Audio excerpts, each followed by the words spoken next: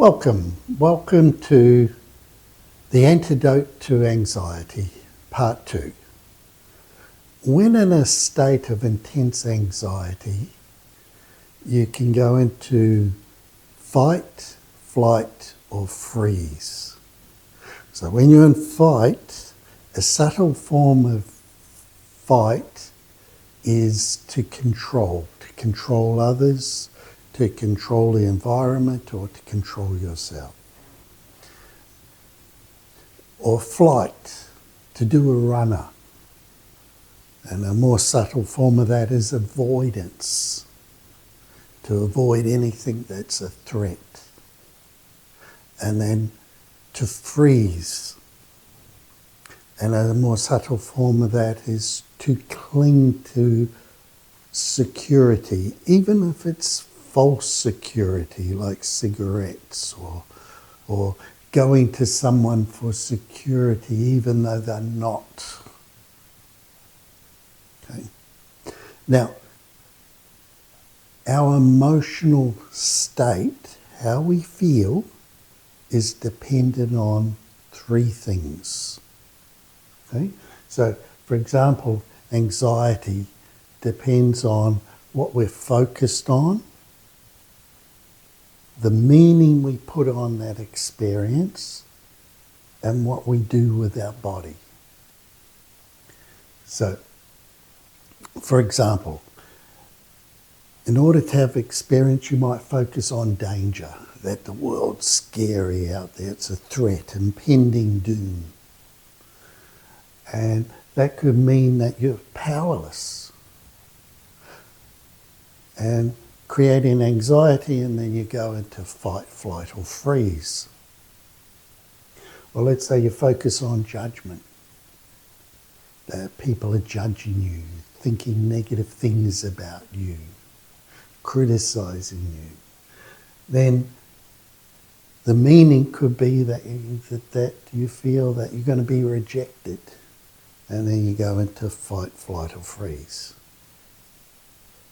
Or weakness. If you're focused on weakness, then the meaning could be that you feel inadequate, and then you go into fight, flight, or freeze. So that's a good way to create anxiety. So the antidote would be a state of, for example, strength or confidence or resourcefulness or having choices. So instead of focused on danger, let's say you're focused on it's a challenge. And that would mean that it's exciting.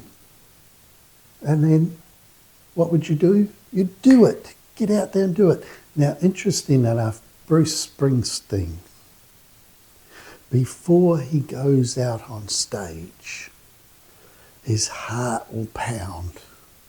His breathing will become more rapid. He'll feel adrenaline rushing through his system. And to him, that means, "Your beauty, I'm ready to get out there." So let's say instead of focus on judgment, you're focused on bringing value. So let's say you've got a gathering you're going to, and before you go, you prepare, you make this incredible lasagna. You walk in the door, and everybody, you've just brought value. So that means that you're going to feel worthy, which means you'll fit in. Instead of focus on weakness, let's say you focus on being in control. If you're in control, then you would feel empowered and you'd be proactive. You wouldn't wait for things to happen to you. You would create things. You would make what you want to happen. Okay? So, it's been said that anxiety is a misuse of imagination. Now, Some people imagine that they have to check the doors again and again. Stop it. You're safe and secure. Now, some people, when they're on a plane, they hear some noises and that means stop it. It's only air turbulence. Some people imagine that they have to spray the house with all sorts of toxins to keep it safe. Stop it. You have a perfectly good immune system. Some people imagine that people are talking about them and thinking awful. Stop it. You have self-worth. And because you value yourself, it doesn't really matter what people think. Some people imagine that the past trauma is happening now. Stop it. You are here. You are safe. You are now. So if imagination has caused a problem, then it can be part of the solution. So let's use that wonderful imagination for good instead of evil. Now, your memory is only as good as last time you remembered it. So let's say you've got a memory from the past and you're in a negative state and you're looking at that memory and you're going, oh, I was a victim there, how terrible it was horrific. You put that memory back and next time you pull it out it's actually bigger, it's more intense. You made it that way. You've added to your memory. But what say you pull that memory out and you're in a positive state and you go, wow, that was an incredibly valuable learning experience. And now I'm stronger, I'm wiser, you know. You put that back in, next time you pull it out, it's not going to have such a charge to it. So what I'd like to do is show you how to make a memory more anxious so that you know what not to do. So you pull a memory out.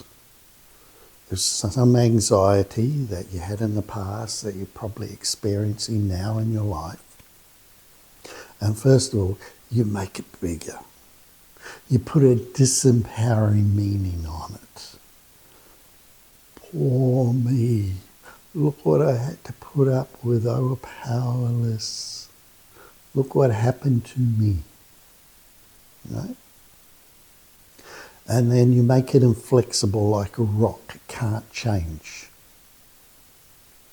And then maybe you make it darker or make it brighter, whichever creates more anxiety. And you put negative words on it, like horrific, terrifying. And then you bring it up close, maybe all around you, so there's no escape, right? So that's exactly what you don't want to do.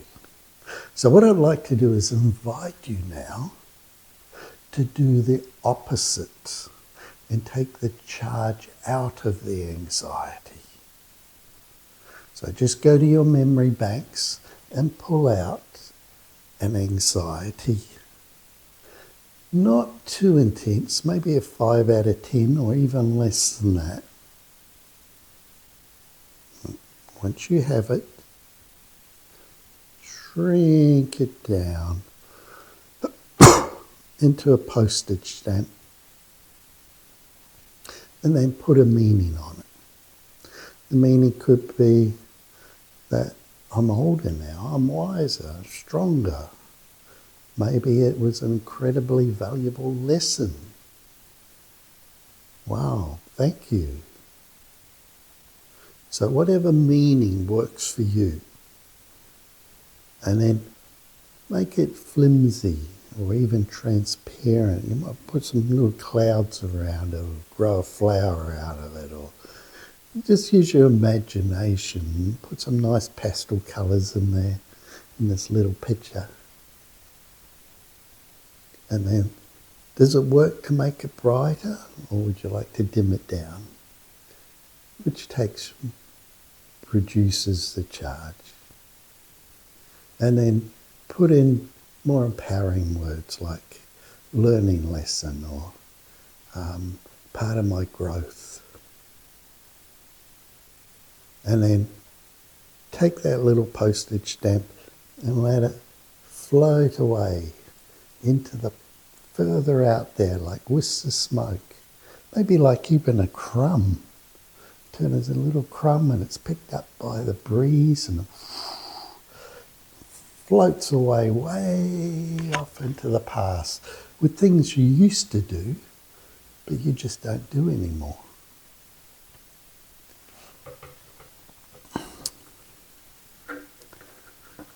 So, what number is that anxiety now?